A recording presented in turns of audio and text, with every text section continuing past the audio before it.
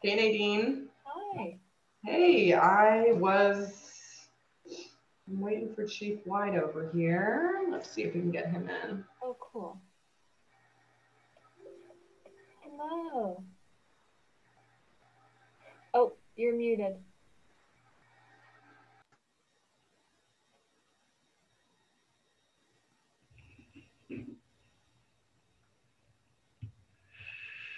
Looked to me like there was a little hitch. By golly, get that out of there. Here. Somebody say something. Well, Hello. I'm going to say good morning. Okay, thank you. I'll get off the phone now.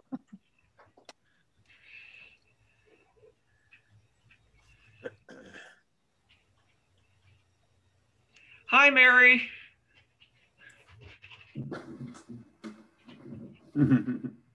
Everybody. Yes. Hello, sound check. Can you hear me? Yes, again. Hey, Lindsay. Yeah, Steve's having some difficulty. Maybe you can unmute Steve. Here we go. You should be getting a notification. There we go. Got it. Can you hear me? Yeah, Yep. yeah. Yep. Oh, good. Adjust your I did. camera down a little bit, Steve. Yeah, we're looking There you here. go. Like this? Well, not quite that much. Up. Up a little, I don't up a wanna- little, up a little. I don't want to show my scalp, Larry. Well, that's all you were showing a minute ago. Take a number. And besides which, look at the rest of us. Very good. Okay, Chief White is around. Chief White's going to be hopping on in any second. I'm going to go ahead and make him the host and then hop off. Thank you, Lindsay. Of Thanks course. very much. Yeah. Chief White, hello. There's a name on the screen. Excellent.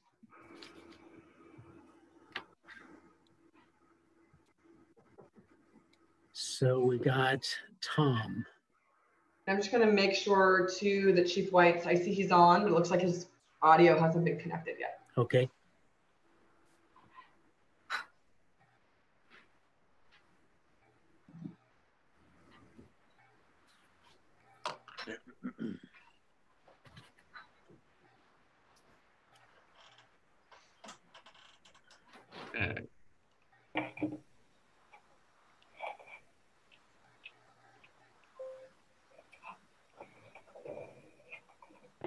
Hello, can everyone hear me now? I can hear you. Can't see We All can right. hear you, we can't see you. Yeah, I had to use my telephone to get the sound. For some reason, my Ah. microphone's not There you go. detectable. You just Okay, I popped up. I can see you now. Okay. Yeah, no, the Fantastic. camera's working, but my microphone, I guess, on my computer's not working for some reason. At least that's what it's telling me, but let me give it one more try here. Yeah. It says disconnected. All right, I'll leave it be for now and try to figure it out another time. We're already a couple minutes behind here. I apologize. Yeah, we can hear you fine though, so that's great. newer. And you can imagine, here we are, 7 adults. Can you imagine if you're a kid in school trying to connect to go to class and the challenges of that? I've watched my son go through some changes recently. My 9-year-old's had some difficulty from time to time with being able to connect with the teacher, calls dropping, teacher being booted out, you know, all kind of challenges they're facing too. So I empathize. Okay, it's so good to see everybody. Welcome to the Fire Commission meeting. So I'm going to call it to order. Eli, do you have the energy to take minutes again? Yes, you can rely on me to take the minutes. Paul and Phyllis Howard. Paul, I'll have to call you back. Bye-bye. Yeah, let's turn it off. Good, okay. So thank you very much, Eli, for taking minutes. I deeply appreciate it. They've been great. Awesome. Okay, let's take a roll call. Ms. Rock here. Larry Luckham. Here. Very good. Tom Weathers is not here yet. I don't know if he's coming. I don't think I got his email to RSVP to the meeting, so maybe not. Nadine? Here. Thank you. Eli? Here. Excellent. Dave? Here. Beautiful. Stan? Here. Chief White? Present. Everyone's here. Thank you so much. We'll wait for Tom, but we'll continue the meeting to get going. I don't think there's anyone from the public that's on this call. So I won't go into a lot of detail about calling in, but the number is, for anybody who wants it, 669-900-9128. So if someone wants to call in, that is the number. Since no one is in the public that is signed in, there won't be any need for public expression at the moment, but we'll come back to it. Approval of the minutes. Did people get a chance to read the minutes that Eli did for us from last month? Once again, excellent minutes, Eli. Thank you. Eli, you're setting the standard. It's beautiful. It's concise and complete. That's a difficult combination, so thank you. To move it along, I'll move to approve. Okay, move to approve. Second, Mr. Burford. Okay, very good. All in favor, say aye. Aye, aye. Aye, aye. Okay, they're unanimously approved. They were really terrific. Okay, I do have a report from the Fire Foundation, and it could take a little bit of time, but I'll try to be brief on each topic. Last time when I gave you the Treasury amounts, it was $27,379. But as of October 13th, that has gone up to $38,873. And I can't tell you exactly why that went up so much. I think there's a couple reasons. I'm going to take some water, excuse me. Jack has already, on the website for the Fire Foundation, made a request for donations for our fundraising campaign. And I don't know if that has been successful, but Donna McCusker did give a grant of 200 shares of Microsoft stock to us. Wow. It's very substantial.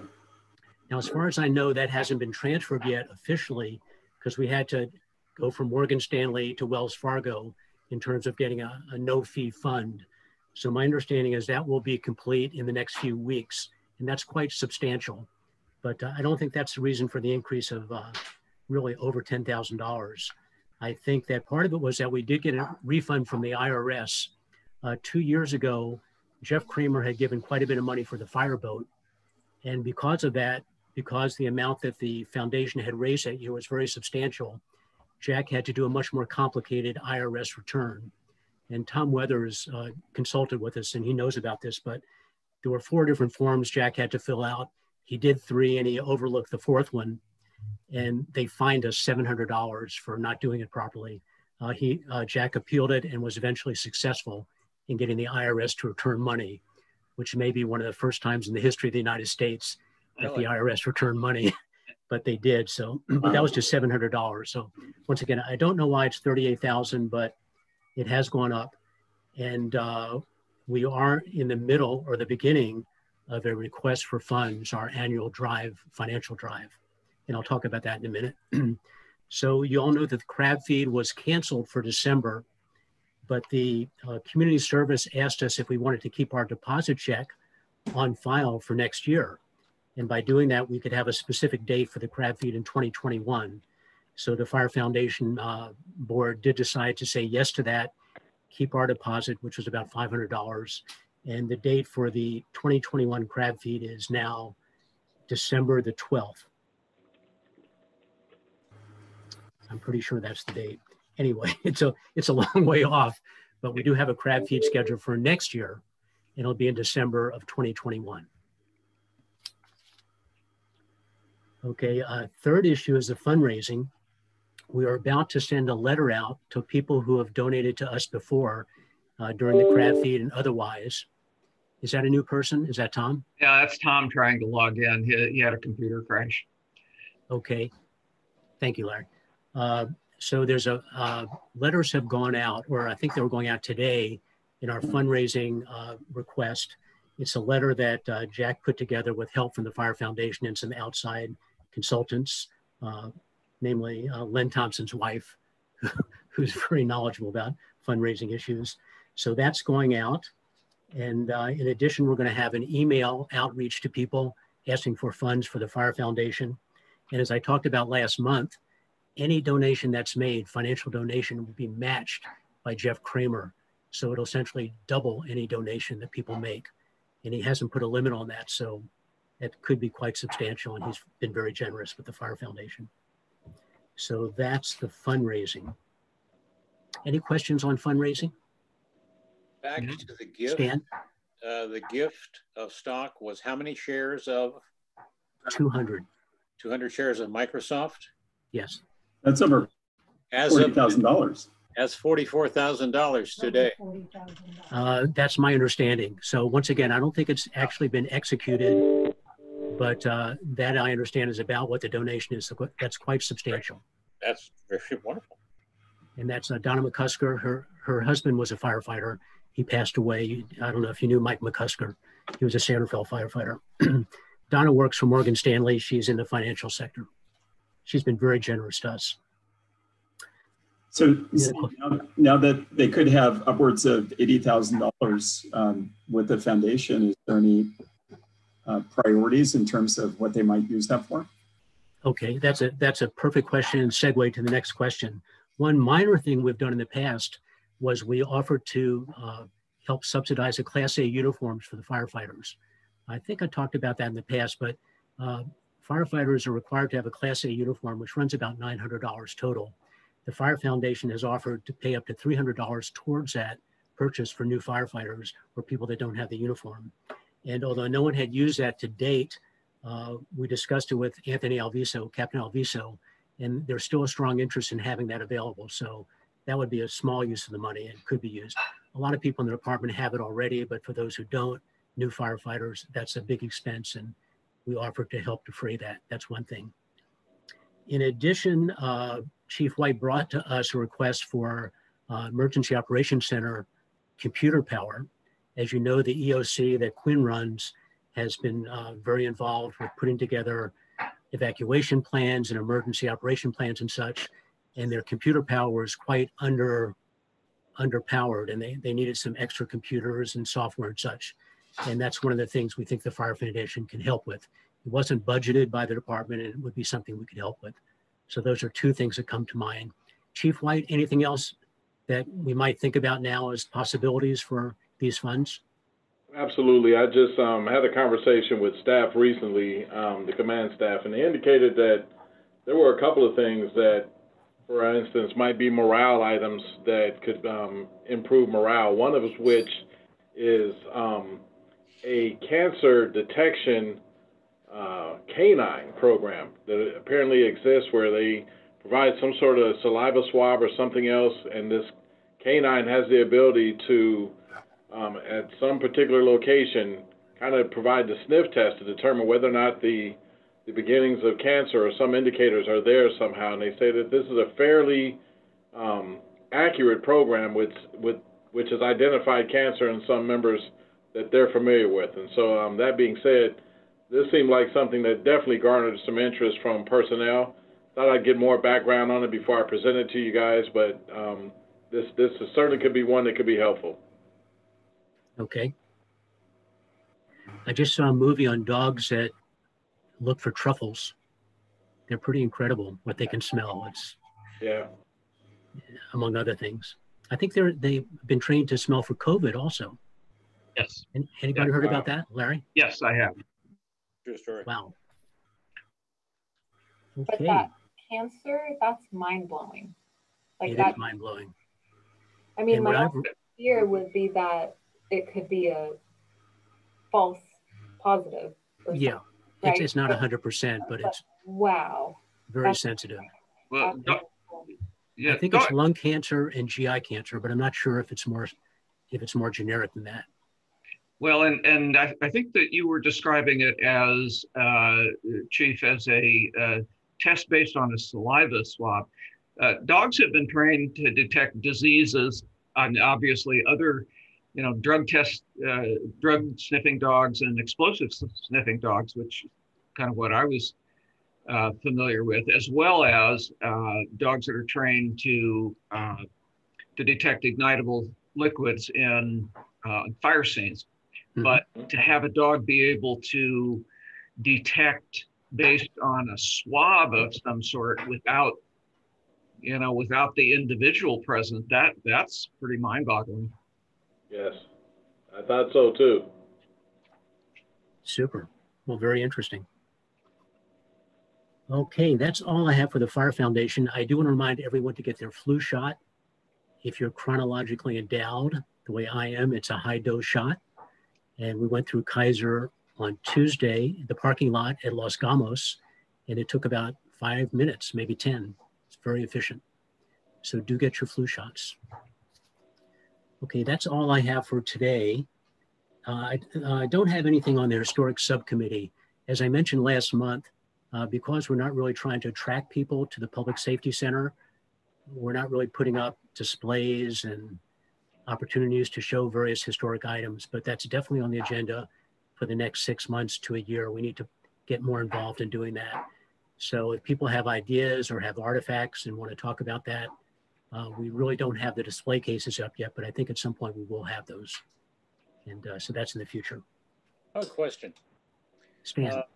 Does the department or the city have the wherewithal to do, or the contacts with the people who have the necessary equipment to do the famous walkthrough real estate video and create a tour of this new facility that could be put online, just to let the public know this is your building, this is blah, blah, blah, in a very general way, not like the tour in the detail we got, which was fabulous, by the way, but enough to, I mean, Marin General was doing a virtual tour of their new building.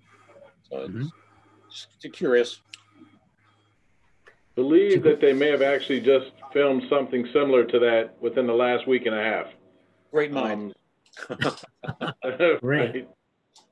I don't know if it looks quite like what you've seen with some of the real estate virtual tours or otherwise, but for instance, I believe they came and interviewed me. They interviewed Chief Gray and others. So the camera crew was here. I'm assuming they actually did a walkthrough also and filmed. Not quite 100% certain on that, but I believe they had. Oh, good. Yeah. Fantastic. Great idea. Okay, Larry, anything you'd like to bring up today to the Fire Commission? Sure, I'll pick up on the Chief's last topic, and that was, I think, what you're referring to, Chief, was the filming that Department of Public Works was doing with the little filming crew, and that was a week and a half ago, something like that, 2 weeks. I was asked to come in for that. They were interviewing a lot of people that were involved in the public safety center project, as well as other critical facilities. And I think what I was able to contribute was some history that goes back well before Measure E, which is what ultimately funded the work that we did. But the work that ultimately led to the Public Safety Center and new fire stations and what have you really started years before that, with the study that was done by Group 4 architects when Al Boro was mayor. Rod Gould was the city manager, and they commissioned this group to come in and do a study of all the city's critical facilities, really all of the city's buildings, beginning with the City Hall, the two community centers, the library, police department, and in the basement of City Hall, and all of the fire stations. The result was a 3-volume report. It was quite extensive, and what followed from that was the city creating this critical facilities committee, which I ended up co-chairing, and writing a report that led one thing to another to first Measure S, the first tax measure, and then the bond campaign that we tried to use to fund all of this that ended up failing. Anyway, so that filming, I don't know really what they're doing with it. It's not going to be the kind of virtual tour that Stan, that you were talking about. Those are quite popular these days. In the real estate business, I've dabbled in it a little bit. I have a 360-degree camera that can do it. What it requires is the filming. Why are we not surprised? And requires the filming, and then it requires software to actually generate the sequence. So there are businesses that do that, and that's actually really a pretty good idea. And whether it would be something that the city would fund, maybe it's a project that the Fire Foundation would fund, since much of it is fire related. And I could take a look and see if I could find somebody locally that does that, and find out what it costs. So that's topic number one. The second thing was that after my session with the camera, with Public Works, being interviewed or being asked about the origins of the project, I stopped in to see Chief White and to deliver the loan of something that I think some of you have probably heard me talk about before, and that is some of the high-tech European PPE. And in this case, it was in the form of a high-tech European firefighting helmet. These are not widely used or even widely available in the US.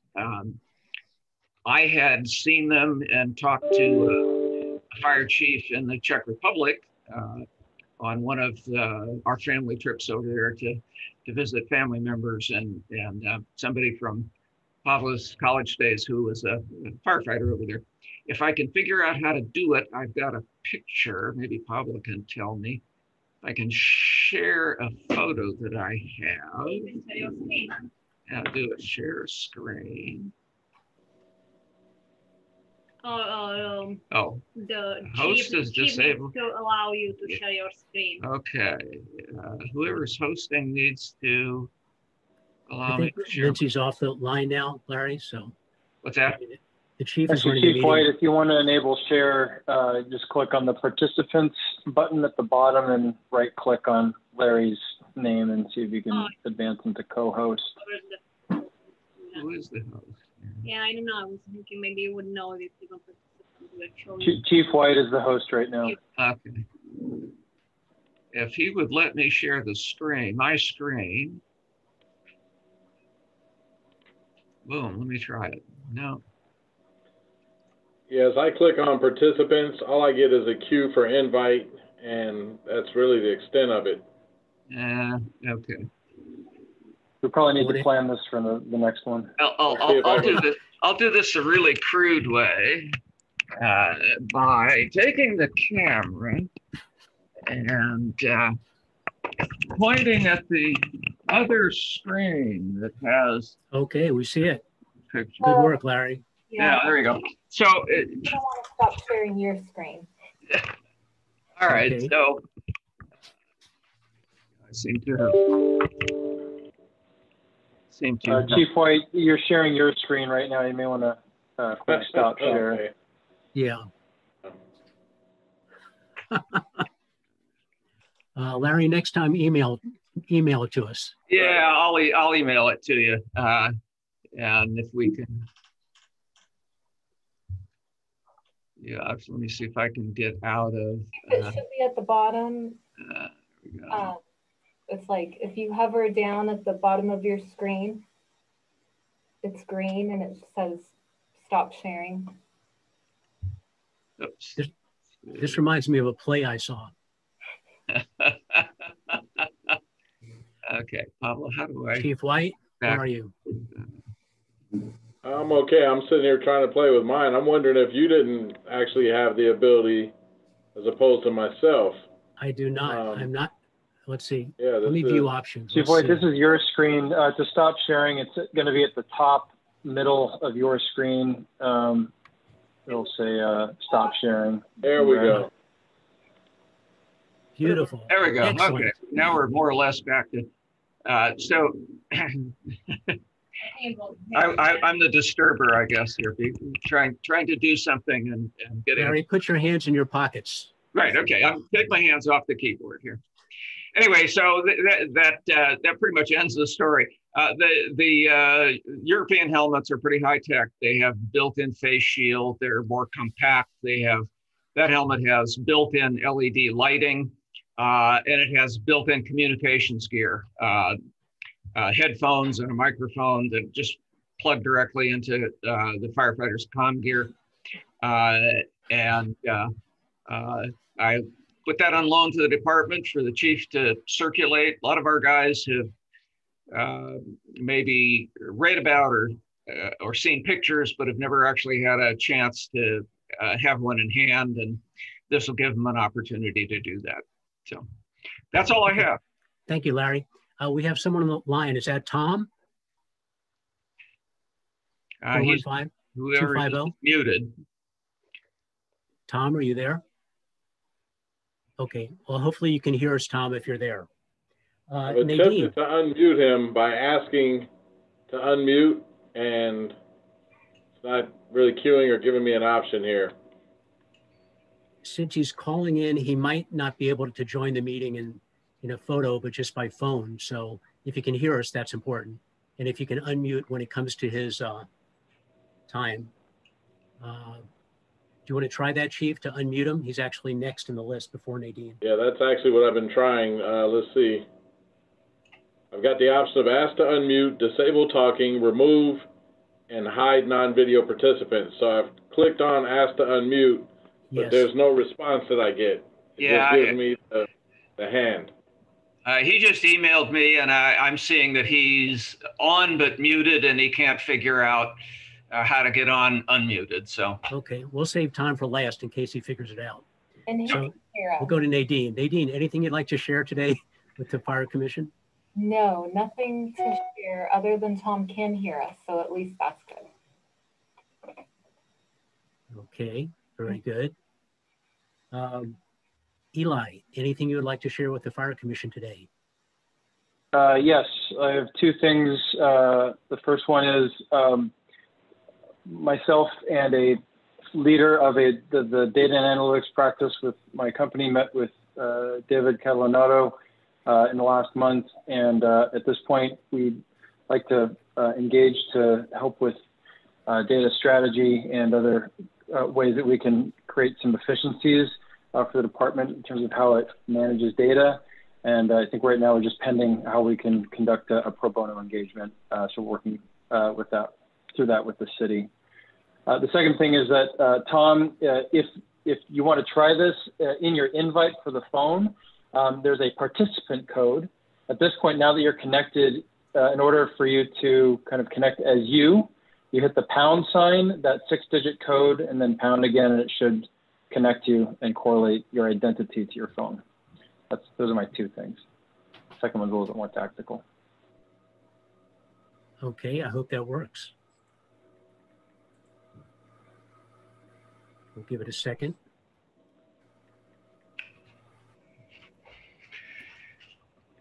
Okay, we'll continue to wait. Dave, anything you'd like to bring to the Fire Commission today? Yeah, first off, apologies for missing the commission meeting last month. Unfortunately, I got a work commitment pop up. But one thing prior to that is I wanted to call out Quinn Gardner because I listened in on a couple of the community forums that she participated in. One was the emergency update and crisis preparation and making sure that you have your go bags ready. And I found that incredibly useful. It looked like there was some pretty strong engagement from the community in attending that. And then there was another one that was more focused on wildfire prevention initiatives. So kudos to her. She's just such an asset to the department, such a great spokesperson, and really appreciate her efforts in the community. Thank you. I'll certainly pass that along to her as well. Incredible job. Incredible job. Great. Thank you, Dave. Stan, anything you'd like to share today with the Fire Commission? No, I do have a question for the chief, and you can include it in your comments later, and that is out of the headlines recently. Can you explain or describe. Hey, can you guys hear me? I can. Is that Tom? Yes. Yeah, I apologize. I got a new computer yesterday, and it just completely froze and shut everything down. I have no idea what happened. Very join the club.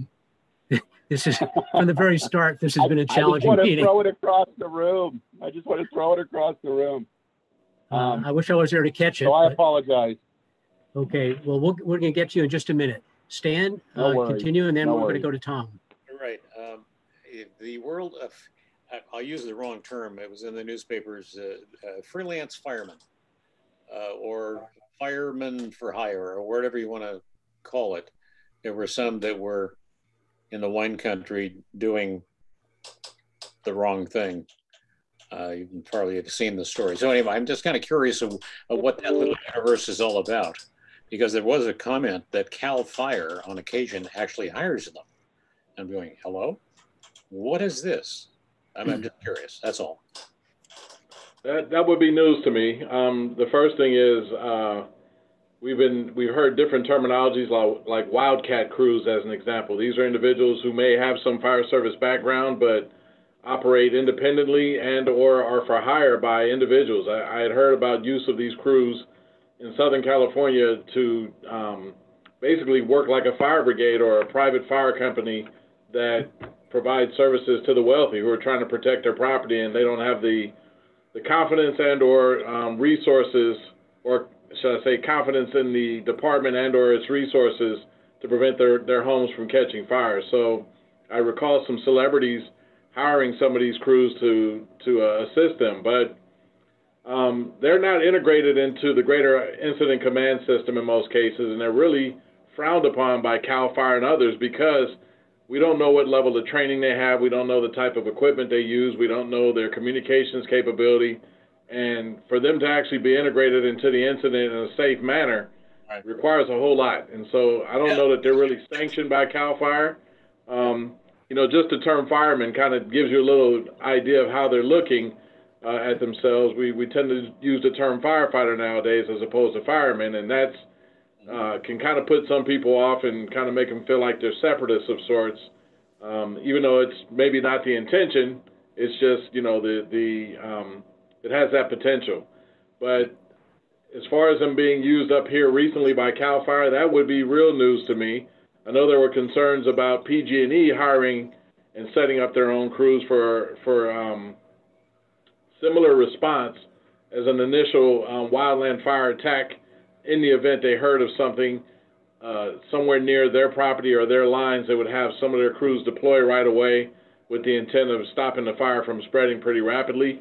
But I know in Alameda County, I can't say what happened here in Marin County, but in Alameda County, the fire chiefs protested any semblance of anything looking like a fire department that would encroach upon our local jurisdictions and impact our ability to provide the service to our community. So I'm not sure how well received the PG&E crews are, and maybe they stay specifically to certain areas that are in remote areas that PG&E knows there's no local jurisdiction to have conflict with. But I don't know. I haven't seen that article that you're referring to, but I wouldn't be surprised if these individuals are surfacing again, looking to try to build some momentum and or build their numbers so that they can be a competing force. You got to think, if things continue the way they are, you know, the need for additional resources, if we can't control the fuel problem, the need for additional resources is going to be great. And you can't always rely on mutual aid from within or outside the state or even outside the country in some instances to the degree that we have, without there being some sort of backlash or frustration on the parts of those providing that mutual aid. Because when you do that, you're taking away from their ability in some instances to handle an emergency in their own communities. And so while it's a good gesture and we really appreciate it, we have to reciprocate, and sometimes there's an imbalance, and so you don't want that to become a reality as well. So, but we know them as wildcat crews, I think was the term that I had heard just going back at least a year or two back. Yeah, it's interesting because the Chronicle had a couple articles. I think, Stan, you read those and I did. There was a guy up in Cloverdale or it was either Napa or Upper Sonoma. And he's a former firefighter, and he had a fire truck, and his friends came and they all helped protect houses in his neighborhood. It's like Skylark was the name of the neighborhood. Yeah. And I did look this up because I was always curious if any of these groups had patches. And what I found was there's something called Wildfire Management, which is an association of private organizations which try to mitigate or help prevent wildland fires. And a lot of what they do is forestry. They will do bulldozing and cut back trees and do things preventively when it's not an actual fire. And then when a fire comes, they may be available. Like the Southern California thing, Kim Kardashian's house, that was actually sponsored by AIG, the insurance company. So they hired a group of private firefighters to protect her home, which is like a $80 million home. And they thought it was a good investment for one particular person's home. But I think the chief pointed out that the interfaces between private firefighters and CAL FIRE or well-trained firefighters can be very problematic. They can put themselves in harm's way, and then they become people that the firefighters have to worry about, as well as the structures and the land. And so it's complicated, but I think at some point it's going to be all hands on deck. When I saw some of these fires, and what people were doing is when the fire's coming your way at 50 miles an hour, you're getting your bulldozer and you're just bulldozing those beautiful trees that you used to love that now are scaring the heck out of you because they're right against your house. So the lesson for me is preparation.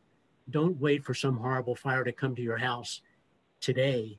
Do something a month in advance, a year in advance, 5 years in advance, like we're doing with the Wildland Fire Management Program. And that makes the most sense. Prevention is great if you apply it properly. Yeah, If I get into patches, Stan, I'm going to show you what they are. Larry? Some of you may remember that for a number of years, mostly in October, I would disappear for 2 or 3 weeks up north in Shasta Trinity area as part of a cadre doing prescribed fire training. And one of the outfits that was very active on a volunteer basis in that training program, and the training program is sponsored by the Nature Conservancy and the Forest Service and BLM and what have you. It's called the Training Exchange. One of the outfits that was very involved in that was a company called Firestorm Wildland Fire Suppression.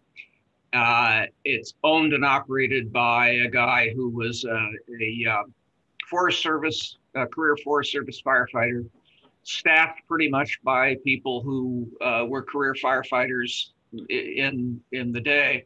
Most of what they do is prescribed burns with permits and what have you, working with the fire services in various areas.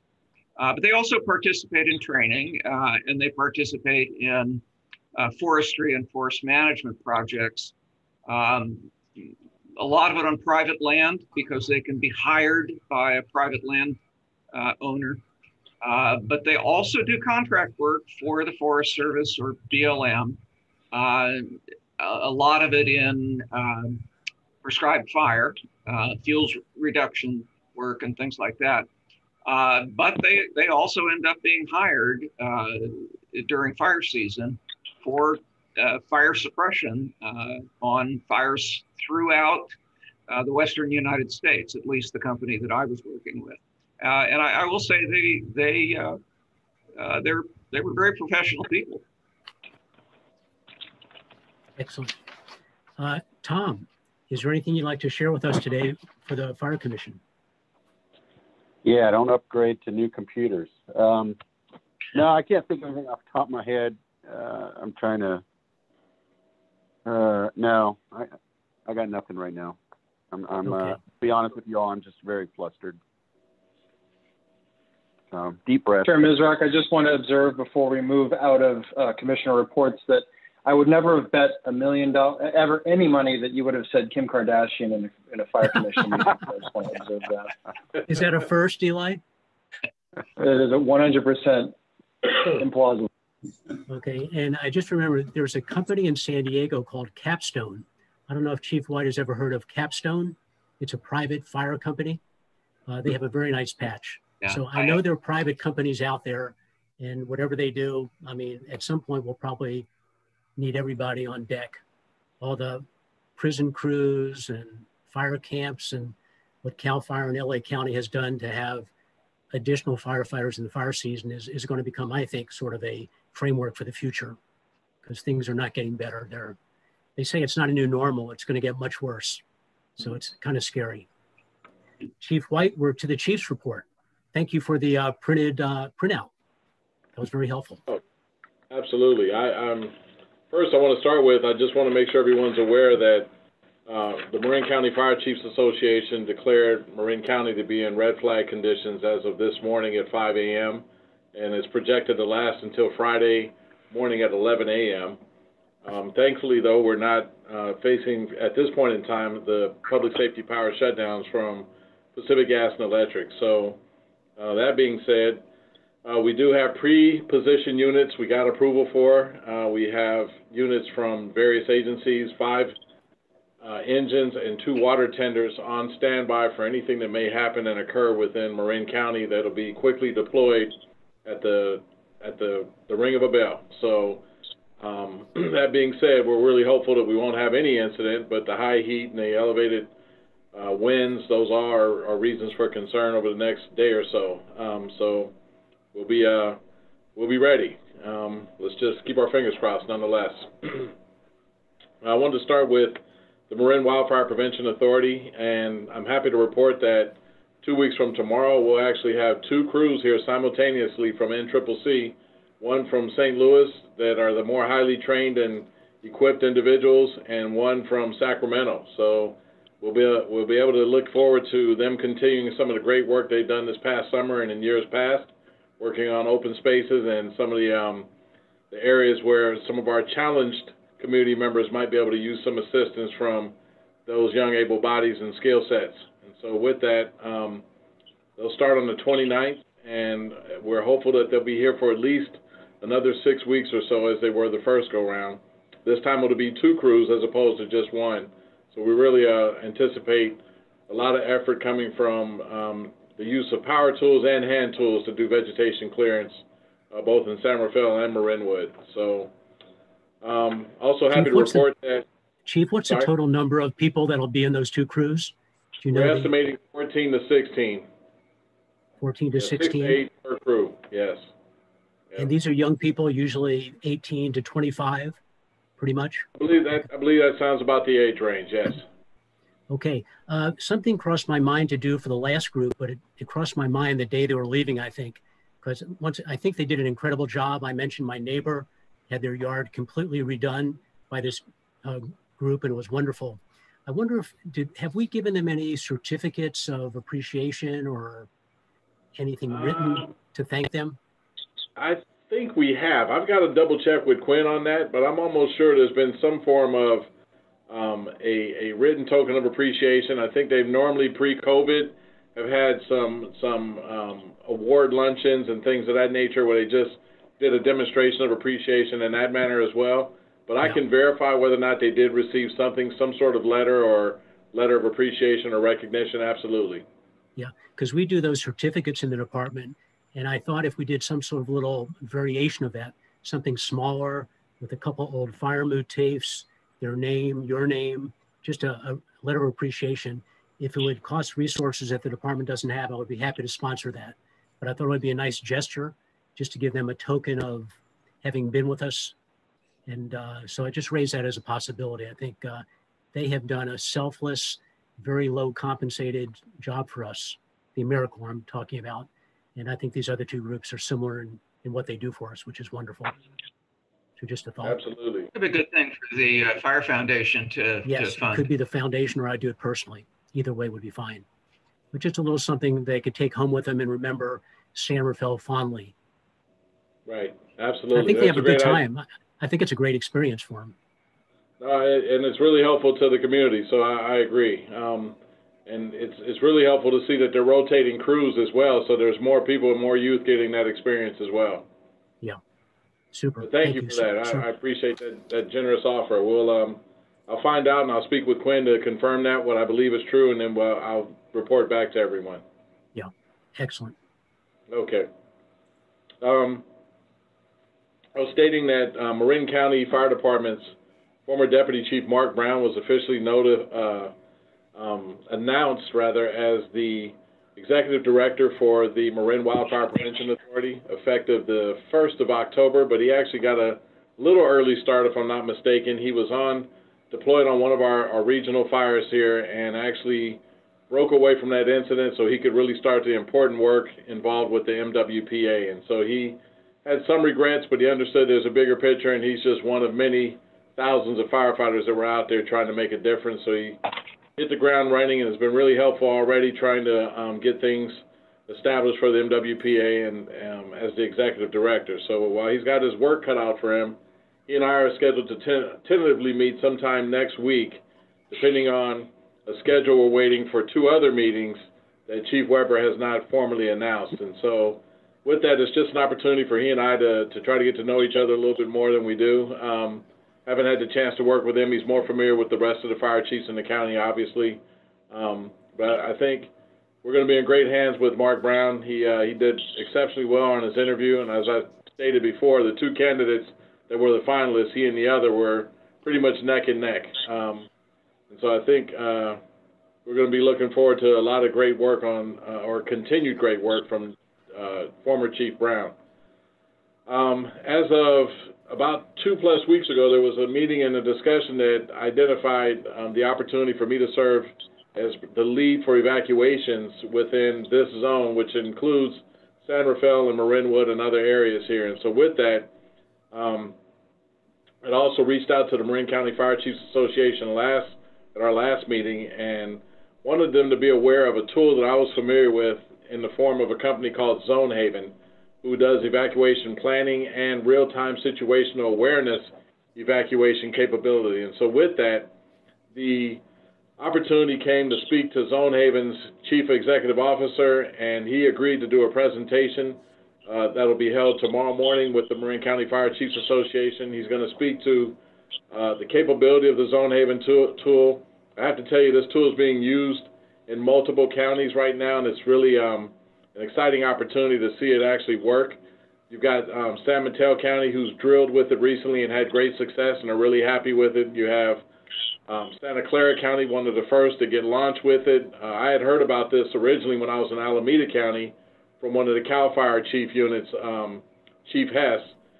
You have Sonoma County, you have Contra Costa County, and Alameda County all slated to bring this tool on board. So from a regional standpoint, it only made sense that we in Marin County also at least become familiar with the tool, since all of our neighboring jurisdictions are now really looking at applying this tool. And whether we go with this tool or not, I just thought it was important to bring the presentation to the Marin County Fire Chiefs. And then at some point, law enforcement, emergency management, and others will all have the opportunity to benefit from the same presentation. Executive Director Brown will be listening in on this presentation, as will our emergency manager, Quinn Gardner. I wanted to ensure they understood what this was about as we continue our evacuation maps and planning and our studies that we're looking at on a countywide, but also as a citywide planning effort. And so really excited to be able to see that and give you guys some more information after that meeting takes place. But this may be the solution we're looking for, where people felt a sense of frustration in Paradise, for example, where they were only training on doing zones instead of mass evacuations. I think this has the ability to provide real-time situational awareness for anyone, where they're using GIS combined with Waze application, which is a mapping application, to route people to the safest direction and in the safest manner possible when there's an incident. And I think they integrate other specific real-time information about the incident into their product. They used it at the CZU fire just maybe about a month ago down in the Santa Cruz, Santa Clara area. They used it most recently here in the glass fire. So as you look at this product being utilized locally, it's actually providing benefit currently. It's not something that's projected to provide benefit, but it's actually already working as a functional tool for a safe evacuation. So just wanted to share that bit of information with you, and I'll move on to Pacific Gas and Electric.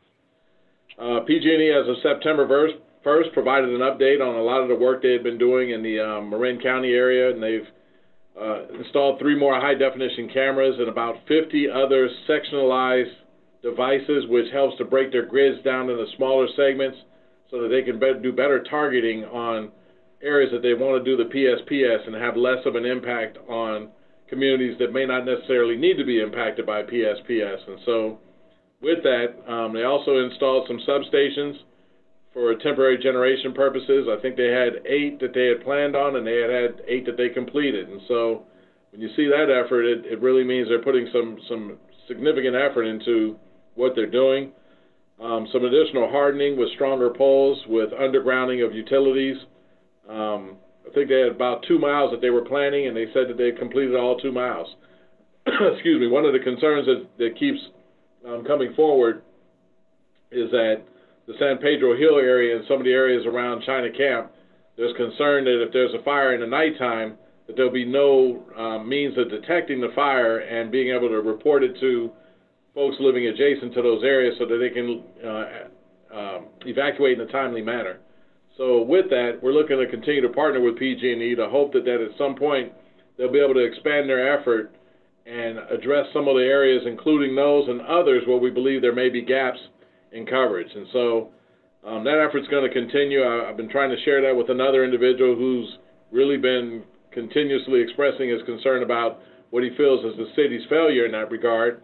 But I think, and part of the challenge we experience also is that he's looking for 24/7 monitoring. And so I think that can only be done through contract arrangement or by hiring employees for that purpose. And so if you already have employees that have that capability, it's probably easier to contract to provide that capability. And so while I don't want to minimize his concerns, I don't know that we've had a situation like that happen, especially with folks on heightened awareness during red flag conditions where we would not know of a fire, see it, be able to immediately send resources, send alerts, put communications out, have the high-low sirens and police and everyone else coming into the areas and providing the notification that's needed to get everyone out safely. But this is just an added means of detection that he's looking for, and I certainly understand, but things take time and we have to evaluate the right tools. From what I understand,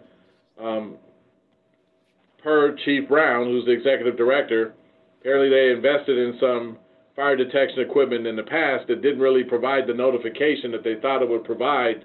They found it was better. They got timelier notification from 911 callers.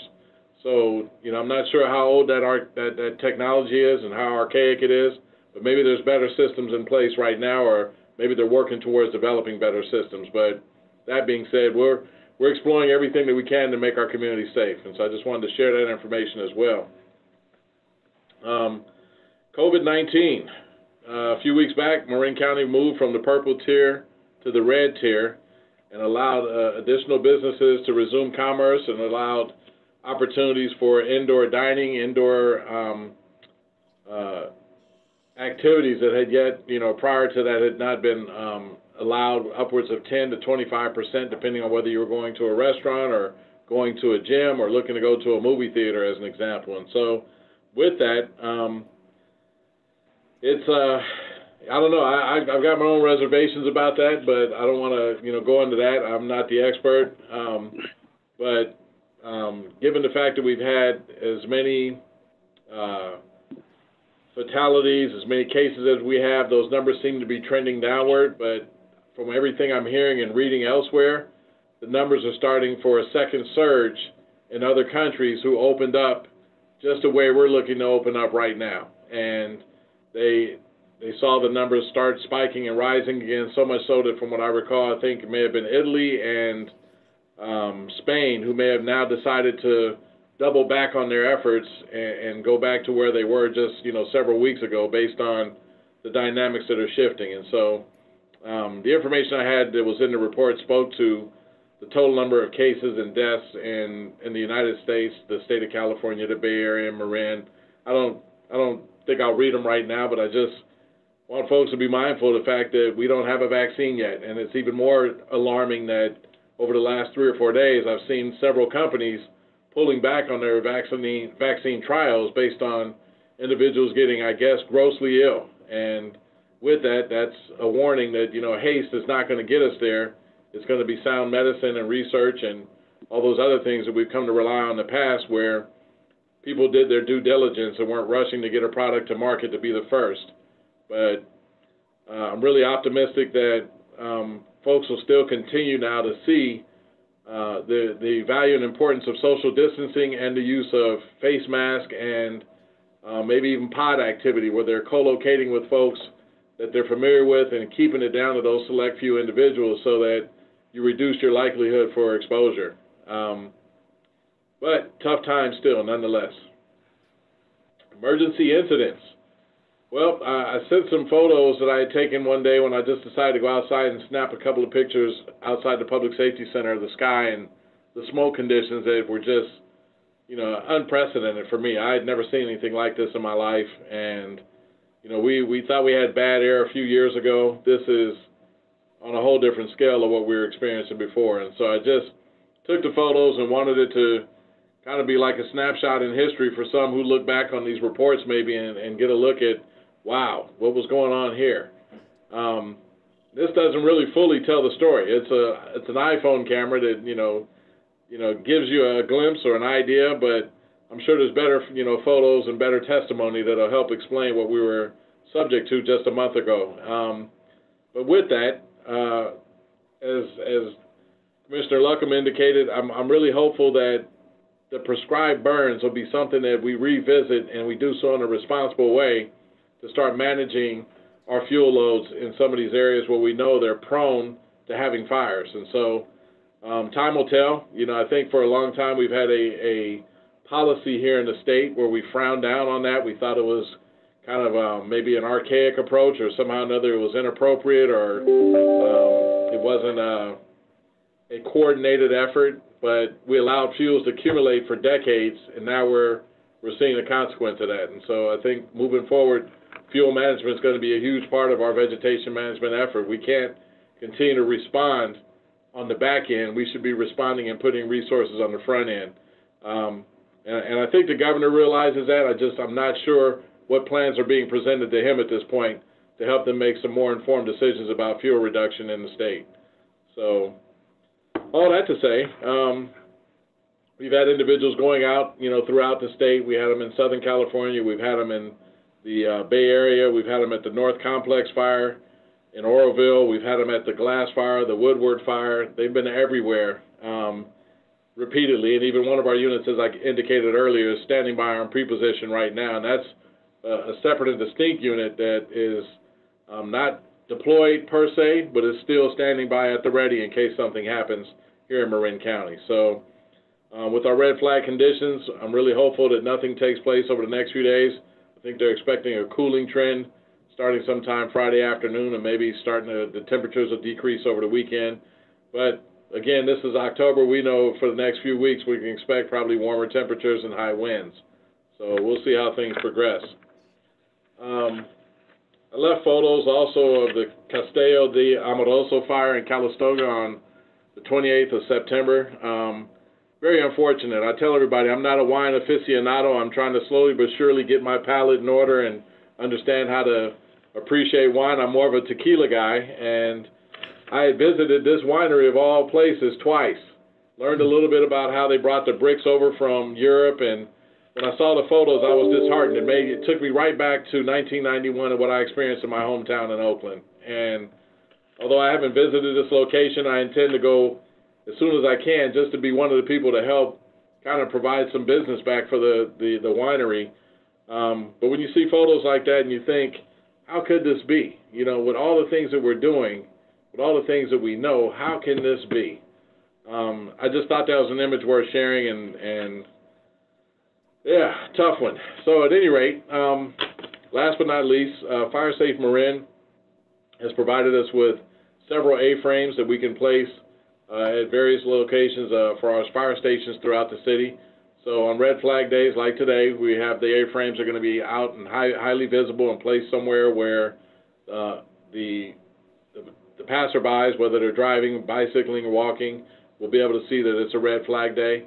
We're looking at trying to get new flags so that we can fly and hoist those with our American flag so that anytime anyone drives by, they can see red flag conditions as well. So just a few steps we're taking right now, and as we speak, staff is interviewing vegetation management specialists, and we've got a crew of, I think, very, very qualified individuals, many with bachelor's and master's degrees, who are applying for our vegetation management specialist positions.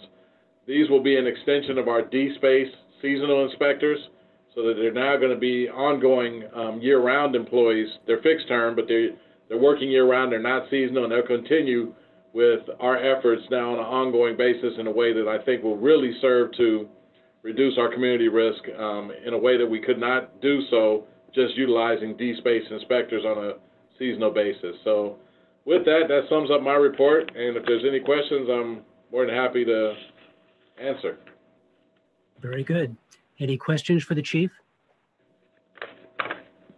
Yeah, Steve, but I want to chime in support of Chief's comment about prescribed fire. I think it's, it's not a magic bullet, but it's one of the more significant tools in the tool chest. We in Marin County used to do prescribed burning. And it was stopped largely as a result of public response, as somebody described it, the purple-haired ladies in Mill Valley who were complaining about, first of all, about smoke, and secondly, about walking up into the watershed area and finding black patches. In years gone by, Marin County Fire used to do a pre-fire season tour of all the watershed spaces and critical wildland areas for firefighters and anybody from the various departments. I've been on it several times. It hasn't been done for a long time, but the last time I did that tour 6 or 7 years ago, the amount of fuels and problems presented in some of the watershed areas, we're talking about dead and down fuel, big 1,000-hour heavy fuels, tree trunks that are several feet in diameter dead on the ground to a depth of 5 or 6 feet in the bottom of some of those canyons. There's no way you can fight that. There's no water supply up there.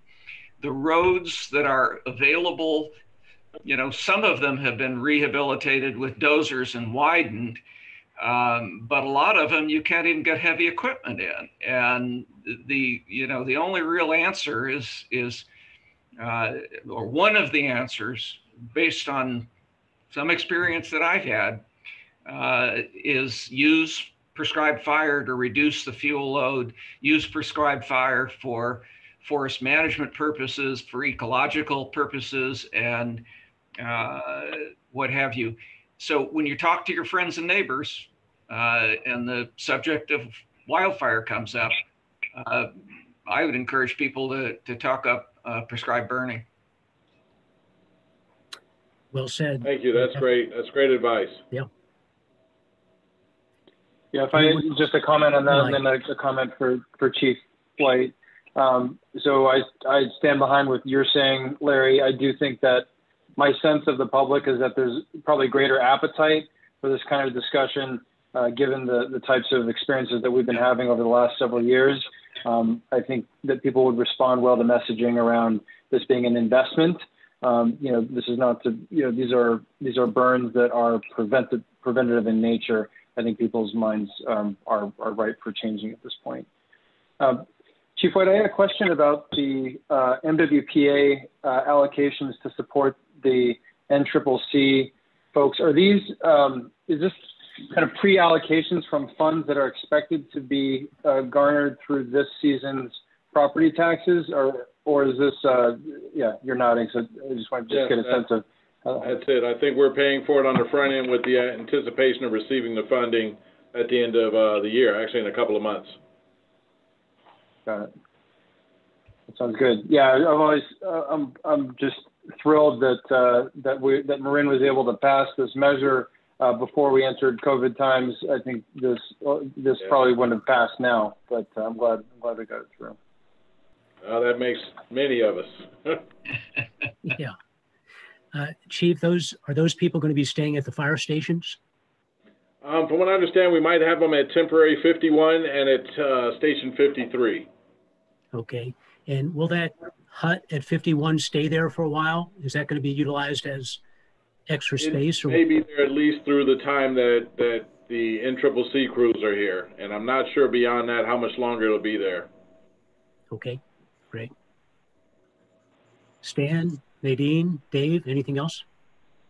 Chief, I just had one comment. In terms of the fire detection technologies or lack thereof, you had mentioned that sometimes we'll rely on 911 calls to hear about things.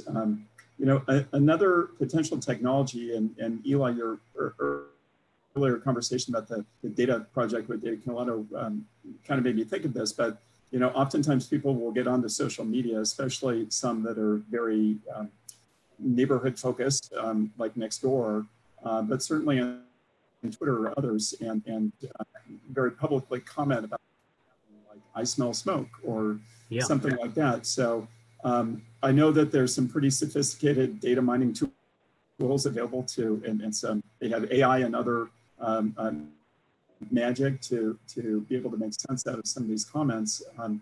But that would be something that I don't know if there's a deeper pocket at PG&E or elsewhere that might, I mean, they're a huge corporation, probably have some fairly sophisticated social media monitoring tools or listening tools.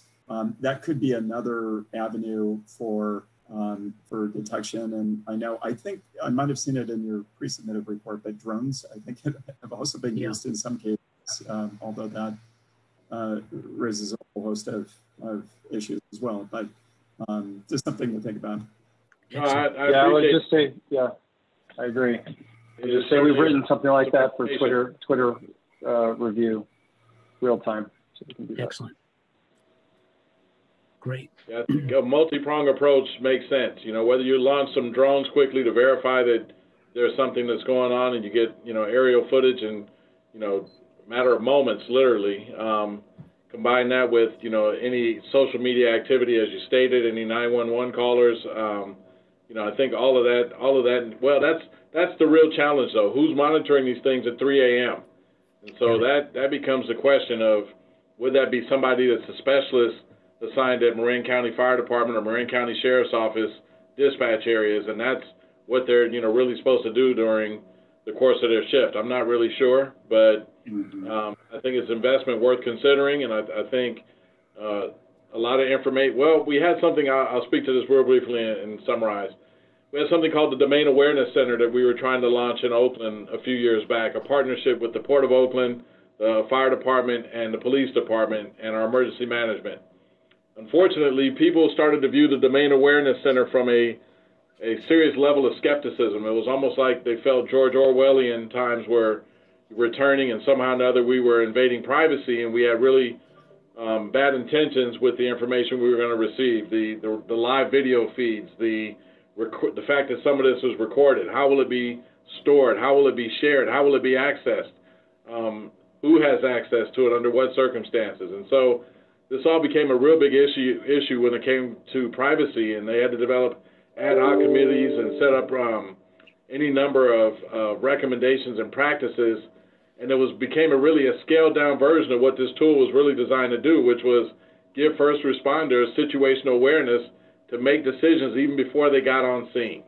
And now it's not really the tool that it could have been, because there was just not enough information, and we didn't get the community input into this early on in the process. And so I think that was a valuable lesson learned about trying to use new technologies in a really what we thought was a productive risk reduction manner or effort, but without using that community input, that whole effort got derailed. And so I would just say, as we start looking at social media, as we start looking at reconnaissance in the drone, as we start looking at video devices, there's a whole nother concern that emanates at some point. So it's not easy, and it doesn't happen overnight, but hopefully there's a acceptance and a realization that you know, this is being used for good. It's not being stored indefinitely, and it's, you know, only a select few people have access to this for emergency purposes. So those things have to be ironed out on the front end, though. Chief White, I would just say I have some experience with that, working with the city of San Francisco that has a dedicated department to privacy. So you had to navigate how to anonymize and be able to leverage data, but to really make it, you know, completely anonymous and still harvest value. So happy to have that conversation. There's also some technology that is in place now and is being disseminated more widely that I think would be potentially very useful for fire detection. I don't know how many of you are familiar with the Weather Underground website. It operates as a website with literally thousands and thousands of weather monitoring stations around the state and around communities. We actually have one of the weather stations on the roof of our house. It's linked to Weather Underground. You can get it via their website. There's a second one that I learned about only fairly recently, and that's Purple Air. PurpleAir.com manufactures and sells air quality monitoring devices that are internet connectable. We're thinking about getting one to add to our weather station, and they detect particulates and what have you. And that data is fed over your broadband connection into a central station.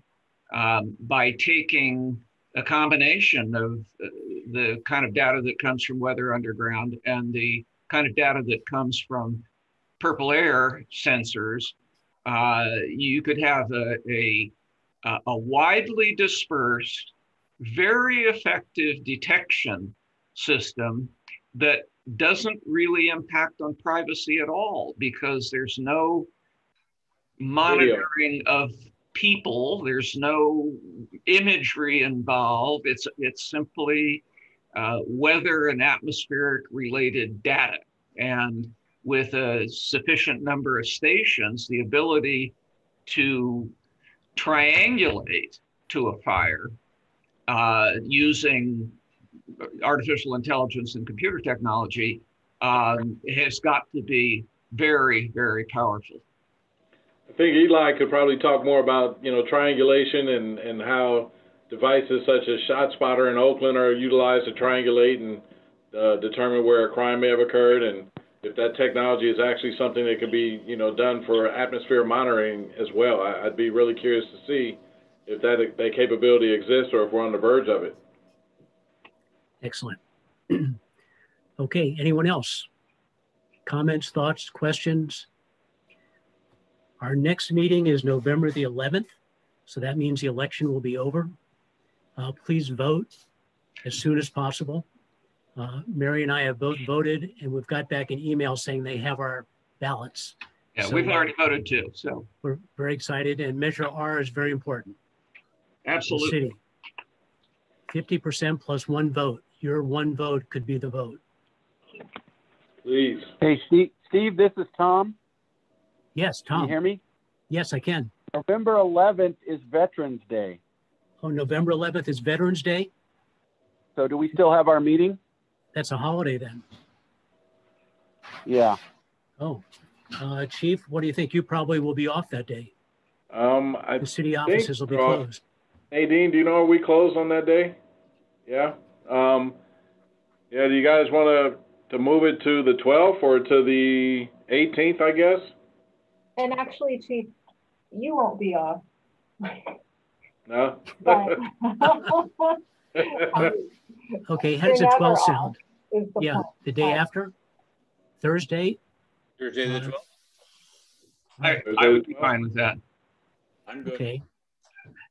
Is everybody still working from home except for the chief? Eli, Dave? Okay, let's try the 12th. Let's put that as the likely meeting then.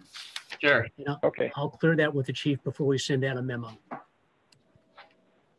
Beautiful. Thanks so much, everybody. Vote, stay safe, wash your hands, wear the mask, social distance, common sense, stay safe. Nice to see everybody. Thank Take Good to see care. everybody. Bye-bye. Take care. Thank you. Stay safe. Bye. Bye, Tom. Bye.